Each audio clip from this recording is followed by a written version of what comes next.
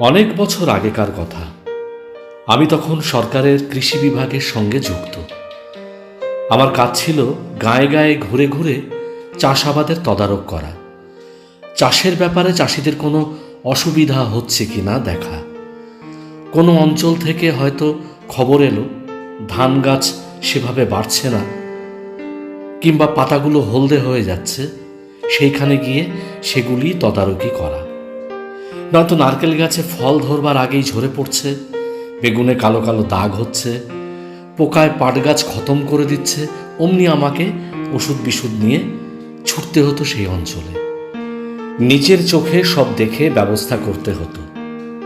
কাজটা আমার বেশ ভালো লাগতো। যাওয়া আসা দৌড়ঝাঁপে কষ্ট হয়তো একটু হতো, কিন্তু বয়স কম থাকার জন্য সেসব কষ্ট আমার গায়েই লাগতো না। সত্যি কথা বলতে কি, দিল্লি, আগ্রা, পুরী, হরিদ্বারের চেয়ে এইসব গ্রামাঞ্চলে ঘুরে বেড়াতে আমার বেশ ভালোই লাগতো। এইসব জায়গায় গেলে আমার দেশ আর দেশের মানুষকে ভালোভাবে চিনতে পারা যায়। তাছাড়া আমি গেলে চাষি মহলে একটা আনন্দের ঢেউ বয়ে যেত। খেয়ে আমাকে কি খাওয়াবে তাই নিয়ে প্রতিযোগিতা শুরু হয়ে যেত। কেউ মুড়ি আনতো, কেউ গুড়, কেউ বা আবার ক্ষেতের শাকসবজি, ফল পাকড়।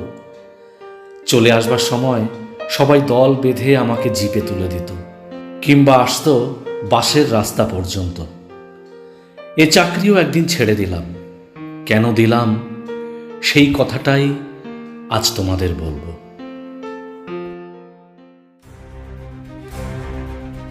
আজ পরিবেশন করছি একটি রোমাঞ্চকর গল্প, বেনিটির জঙ্গলে। লিখেছেন হরিনারায়ণ চট্টোপাধ্যায়। গল্প পাঠে আমি মৃণাল দেবনাথ। আবহ দীপরাজ। শেষ পর্যন্ত শুনতে থাকুন আজকের রোমাঞ্চকর গল্পটি, বেনিটির জঙ্গলে।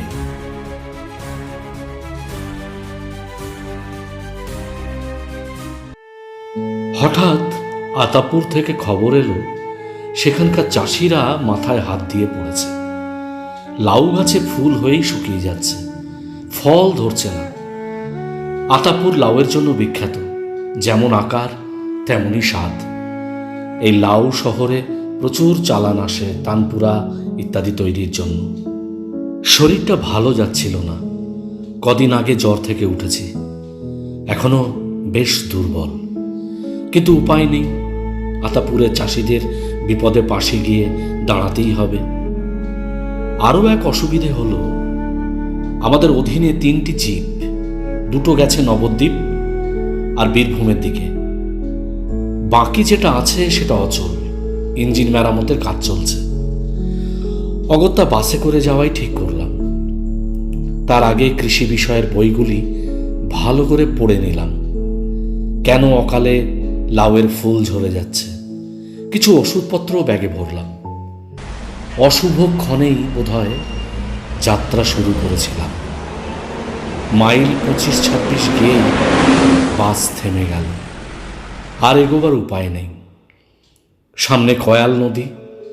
অন্য সময়ে এই নদী সরু রূপলি সুতোর মতন পাশে পড়ে থাকে, ছোট একটা কাঠের পুল। এখানে কয়ালের অন্য রকম চেহারা, কি তার গর্জন!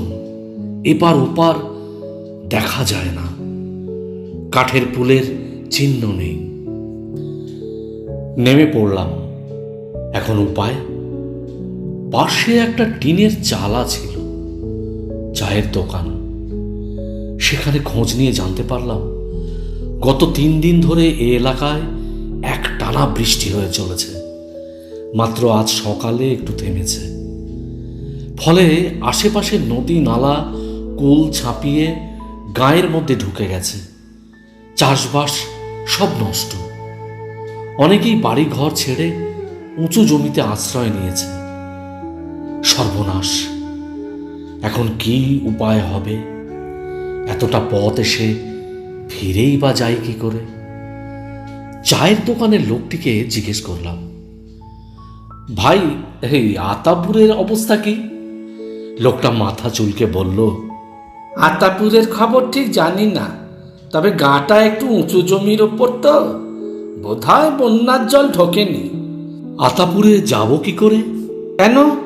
নৌকো করে বল্লভডাঙ্গা চলে যান, সেখান থেকে পায়ে হাঁটা রাস্তা আছে রায়চণ্ডী হয়ে আতাপুর। তবে পথে জল পড়বে কি না সেটা বলতে পারবো না। ঠিক করলাম বরাত ঠুকে রওনাই হব।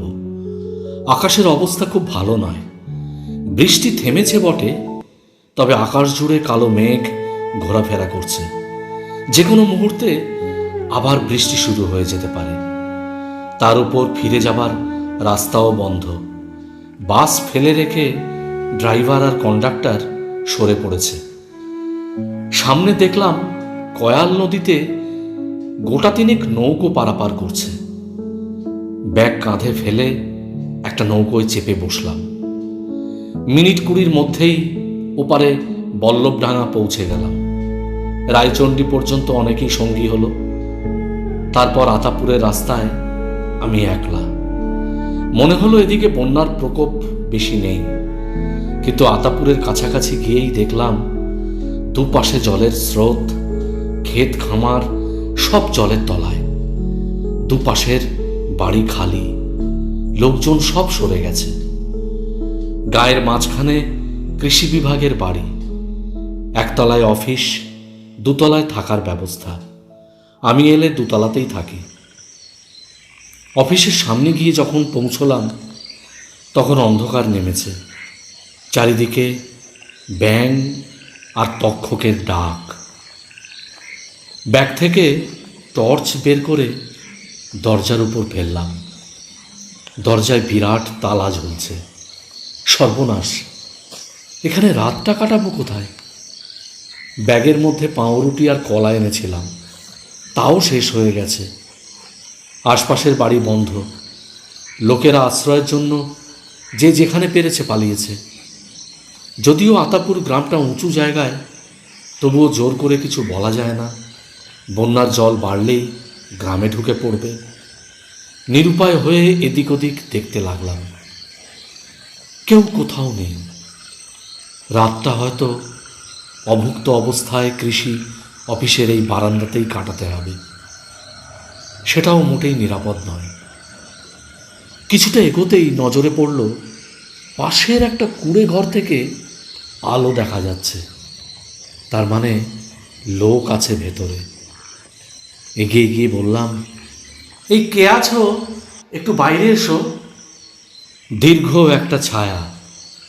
কাছে আসতে লণ্ঠনের আলোয় চিনতে পারলাম তিলক, কৃষি অফিসের বেয়ারা। সকলের ফাইফরমাস খাটে।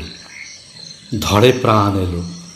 তিলকের কাছে নিশ্চয়ই অফিসের চাবি আছে, বাইরে রাত কাটাতে হবে না।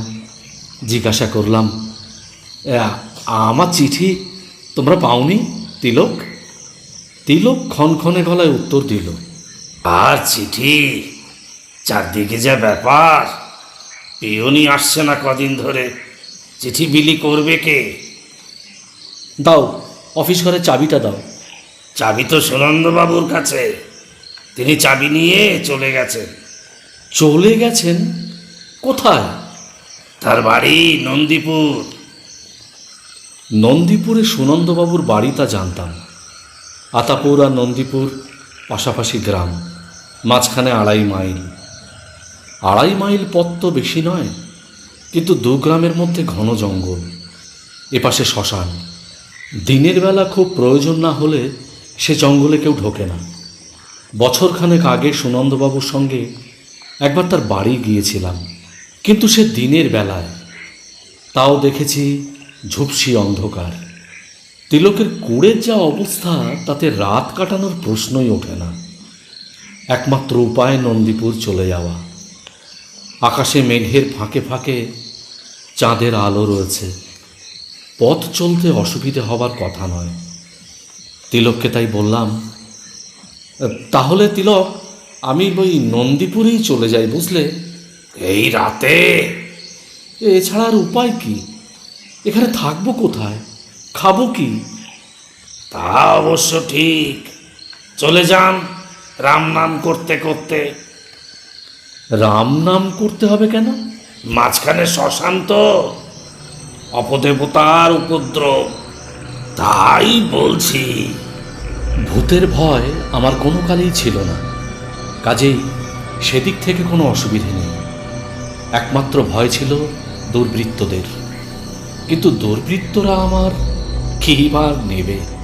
হাতঘড়ি, টর্চ আর সামান্য কিছু টাকা, এসব ভেবে কোনো লাভ নেই। নন্দীপুর যাওয়া ছাড়া আমার আর অন্য কোনো পথ ছিল না। 2.5 মাইল পথ যেতে বড়জোর 2.5 ঘন্টা লাগবে। একবার সুনন্দবাবুর বাড়ি গিয়ে পৌঁছতে পারলে আহার আশ্রয় 2 মিলবে। ব্যাগটা কাঁধে ফেলে চলতে শুরু করলাম। পথটা যতটা সহজ হবে ভেবেছিলাম ততটা হলো না। একেবারে অন্ধকার বন, বট, পাকুড় আর অশ্বত্থের জটলা।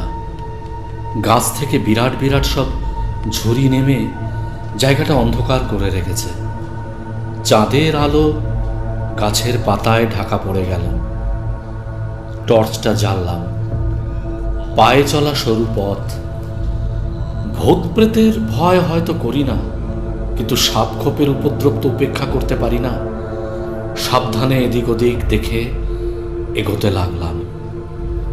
একমাত্র ভরসার কথা, হাঁটু পর্যন্ত গামবুট ঢাকা, ছোবলে বিশেষ ক্ষতি হবে না। এ জঙ্গলের নাম বেনিটির জঙ্গল। কেন এ নাম আমি জানি না, জানবার কোনো আগ্রহ ছিল না। কোনো রকমে এটা পার হতে পারলে বাঁচি। অনেকক্ষণ ঘোরার পর খেয়াল হলো, টর্চের আলোয় হাতঘড়িতে দেখলাম 3 ঘন্টা পার হয়ে গেছে। যেভাবে হাঁটছি এতক্ষণে নন্দীপুরে পৌঁছে যাওয়ার কথা। তাহলে নিশ্চয়ই পথ হারিয়েছি। চলার গতি আরো দ্রুত করলাম। খিদে পেট জ্বলছে, শরীরও দুর্বল লাগছে। কিছুটা এগিয়েই থমকে দাঁড়িয়ে পড়লাম।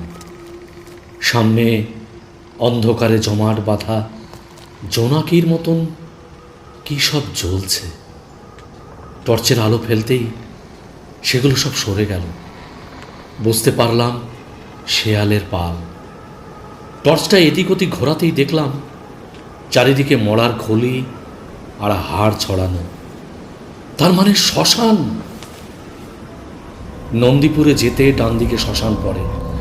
শ্মশানের মধ্যে দিয়ে যেতে হয় না তো? তাহলে নির্ঘাত পথ ভুল করেছি।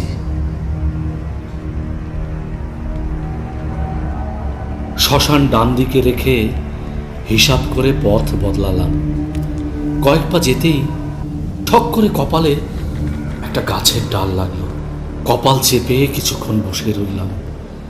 তারপর টর্চের আলো ওপর দিকে ফেলতেই শরীরের রক্ত আমার হিম হয়ে গেল। একটা পা গাছের ডাল থেকে ঝুলছে।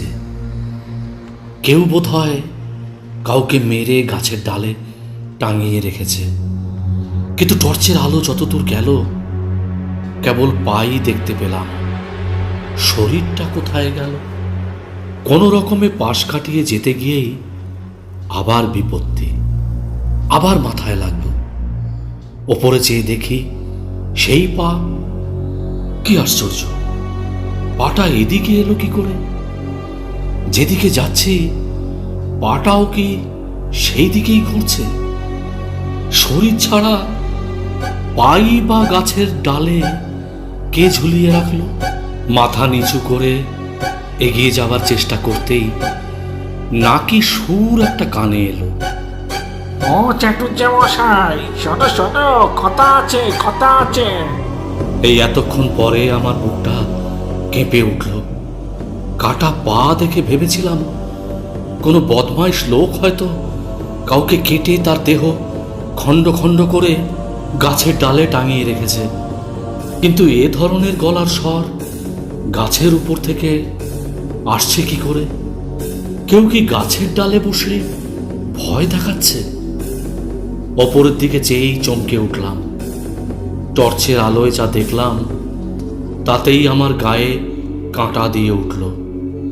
বিরাট একটা কঙ্কাল, মাথাটা গাছের মগডাল ছাড়িয়ে। কঙ্কালের চোখে সচরাচর যেমন হয় গর্ত নেই, তার বদলে লাল দুটি সার্চ লাইট। আলো দুটো অনবরত ঘুরছে। কাঁধের ওপর ধপধপে একটা পৈতে। স্বীকার করব না, লোকে আমাকে খুব সাহসী বলেই জানতো। আমি নিজেও ভূত প্রেতের কাহিনীকে একদম পাত্তা দিতাম না, হেসেই উড়িয়ে দিতাম। কিন্তু সে রাতে ভ্যানিটির জঙ্গলে চোখের সামনে যে দৃশ্য দেখেছিলাম তা জীবনে ভুলতে পারবো না। সে কথা মনে হলে এখনো মাঝরাতে আমি শিউরে উঠি। ব্যাগটা আঁকড়ে ধরে আমি বিদ্যুৎ বেগে ছুটতে আরম্ভ করেছিলাম। কি হলো রে? ছুটছিস কেন? ছুটছিস কেন? চাটুজ্জে মশাই, আরে কথাটা শুনে যা, শুনে যা। মনে হয়েছিল গলাটা ক্রমেই যেন কাছে আসছে। প্রত্যেক গাছের ডালে বিরাট আকারের সেই কঙ্কাল পা। নিশ্চিত মৃত্যু বুঝতে পেরে আমি পাগলের মতন ছুটতে শুরু করেছিলাম। কাটা গাছে হাত পা ক্ষতবিক্ষত। কতবার যে গাছের শিকড়ে পা আটকে পড়ে গিয়েছিলাম তার ঠিক নেই। তবু সেই নাকি সুর থেকে রেহাই নেই। ওরে, তুইও বামুন, আমিও বামুন, তোকে কিচ্ছু করব না, একটু দাঁড়া, একটু দাঁড়া। বেনিটির জঙ্গল ছাড়িয়ে যখন সুনন্দবাবুর দরজায় পৌঁছেছিলাম তখন রাতের অন্ধকার কেটে ভোর হচ্ছে। শরীরে আর এক বিন্দু শক্তি অবশিষ্ট ছিল না। কোনো রকমে দরজার একবার কড়া নেড়েই অজ্ঞান হয়ে পড়েছিলাম। যখন জ্ঞান হয়েছিল দেখলাম বিছানায় শুয়ে আছি, পাশে সুনন্দবাবু, একটা চেয়ারে ডাক্তার। চোখ খুলতেই ডাক্তার বলল, আর ভয়ের কিছু নেই, একটু গরম দুধ খাইয়ে দিন। আমার সঙ্গে কাউকে পাঠান, ওষুধ নিয়ে আসবে। বিকেলের দিকে শরীর ঠিক হয়ে গেল। বিছানার উপর উঠে বসলাম। সুনন্দবাবু বলল, কি হয়েছে বুঝতে পেরেছি স্যার। বেনিটির জঙ্গলে দুর্লভ চক্রবর্তীর পাল্লায় পড়েছিলেন। দুর্লভ চক্রবর্তী? হ্যাঁ, আমাদের গাঁয়ের পুরোহিত। অপঘাতে মরে বেচারি ব্রহ্মদত্তী হয়ে রয়েছে। বামুন দেখতে পেলেই অনুরোধ করে গয়ায় পিণ্ড দেবার জন্য। সে কি অপঘাতে মারা গেছে?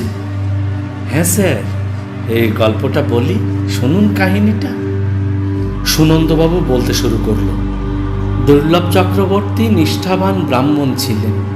আশপাশের গায়ে পুজো, বিয়ে, পৈতে, অন্নপ্রাশনের কাজ করে যা উপায় করতেন তাতেই তার বেশ চলে যেত। বাড়িতে শুধু বউ আর একটি ছেলে। কিন্তু ভগবান মানুষকে সব সুখ দেন না। ছেলেটা বিশ্ব বকাটে, লেখাপড়া করলই তো না, বদমাইশের জন্য স্কুল থেকে নাম পর্যন্ত তার কাটা গিয়েছিল। বাপ বুঝিয়েছিলেন, আমার সঙ্গে চল বাড়ি বাড়ি, পুজোর কাজ শিখবি। ছেলে সেসব কথা কানেও তুলত না। একদিন অবস্থা এমন চরমে উঠেছিল, দুর্লভ চক্রবর্তীর জ্বর, অথচ গায়ের জমিদার বাড়িতে নারায়ণ পুজো। জমিদারি আর নেই, কিন্তু জমিদার বাড়ি নামটা তো আছে। মাসকাবারি বন্দোবস্ত, ভালোই দক্ষিণা। দুর্লভ চক্রবর্তী ছেলের খোঁজ করলেন। ছেলে নেই, ভোরে আড্ডা দিতে বেরিয়েছে। জমিদার বাড়ির লোক এসে চেঁচামেচিস করে গেল। ছেলে ফিরল দুপুরবেলা। দুর্লভ চক্রবর্তী কাঁথা জড়িয়ে দাওয়ায় বসেছিলেন। রাগে অগ্নিশর্মা হয়ে ছেলেকে যাচ্ছে তাই গালাগাল করলেন, খড়ম ছুড়লেন। খড়ম ছেলের গায়ে লাগলো না। ছেলেটিও অকাল কুষ্মাণ্ডু। উঠোনের উপর একটা বাঁশ পড়েছিল, তাই তুলে নিয়ে সোজা বাপের মাথায়। দুর্লভ চক্রবর্তী ছিটকে পড়েছিলেন। চারিদিকে রক্তস্রোত। ছেলে নিখোঁজ। কবিরাজ আসার আগেই সব শেষ। সেই থেকে দুর্লভ চক্রবর্তী ওই বেনিটির জঙ্গলে বটগাছের ডালে বাসা বেঁধেছেন। কারো ক্ষতি করেন না, কেবল বামুন দেখলেই অনুরোধ করেন গয়ায় পিণ্ড দেবার জন্য। অন্য সময় হলে আমি সুনন্দবাবুর কথাগুলো বিশ্বাসই করতাম না, কিন্তু কানে তখনও সেই নাকি সুর ভেসে আসছে।